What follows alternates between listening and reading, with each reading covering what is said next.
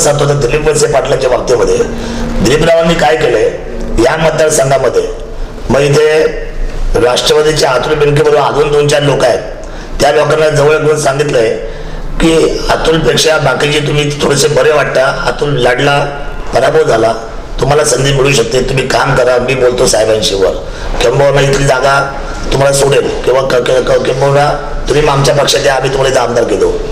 हे आमदारकीचं गाजर फार वाईट असतं साहेब. म्हणजे ज्याला जो झोपलाय ना त्याला जागा करायचं, त्याला पळवायचं, आणि हे आम्ही पाहतोय. आता तुम्हाला मी सांगतो तीच परिस्थिती आता त्यांनी खेडमध्ये केली.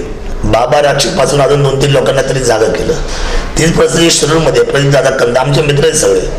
विधानसभेला सुद्धा तेच, विधानसभेला विलास गांधीला सांगितलं तुम्ही लोकसभा लढवा, आता म्हणजे तुम्ही जोरात काम करा, तुम्हाला पुन्हा आमदारकी लढवायची.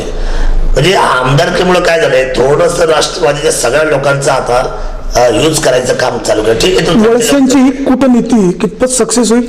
नाही, त्यांच्या मनामध्ये सल आहे. त्यांना असं वाटतं की शिवाजी आढळराव पाटील 3 वेळेला खासदार झालेत आणि 4थ्यांदा खासदार झाले तर ते मंत्री होतील, आणि सगळी सल सगळ्या राष्ट्रवादीला आहे, सर्व राष्ट्रवादीला.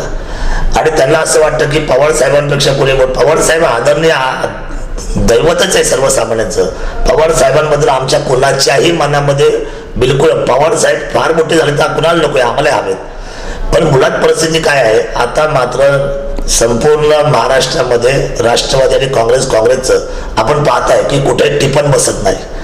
प्रयत्न फार चालू आहे त्यांचे, पण ते सत्य वाचून राहत नाही, त्यामुळे त्याची गडबड झालेली. आणि त्यामुळे त्यांनी आता या ठिकाणी शिवाजी आढळराव पाटलांना चौकार बसून द्यायचं नाही. ते जर चौकार बसला आणि सत्तावर आली तर 100% केंद्रीय मंत्री. आणि मग हे दुखणं नको. त्यांच्या दृष्टीने, आमच्या दृष्टीने आमचा अभिमान आहे. शिरूर लोकसभेच्या 22.5 लाख लोकांचा जर विचार करायचा म्हटला तर शिवाजी आढळराव पाटील आमचा अभिमान आहे.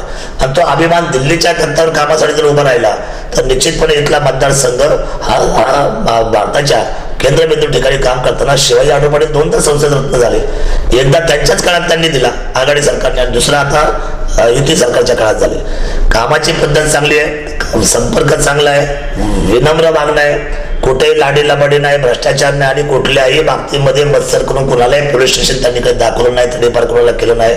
मी इतर खासदार खूप ओळखतो, प्रत्येकाची आपापली वागण्याची पद्धत ही डिप्लोमॅटिक वाटलेली आहे, परंतु शिवाजी आढळराव पाटील एक सरळ व्यक्तिमत्व आहे.